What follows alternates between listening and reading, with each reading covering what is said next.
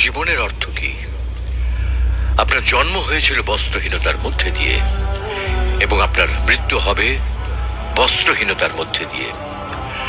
আপনি পৃথিবীতে এসেছিলেন অত্যন্ত দুর্বল হয়ে, এত দুর্বল ছিলেন যে মার সাহায্য ছাড়া খাবারটুকু মুখে নিতে পারতেন না।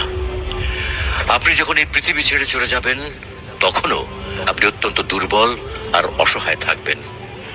তখন আপনার কাপড়ের কাপড়টুকু আপনি নিজে পরতে পারবেন না, আরেকজন আপনাকে তা পরিয়ে দেবে।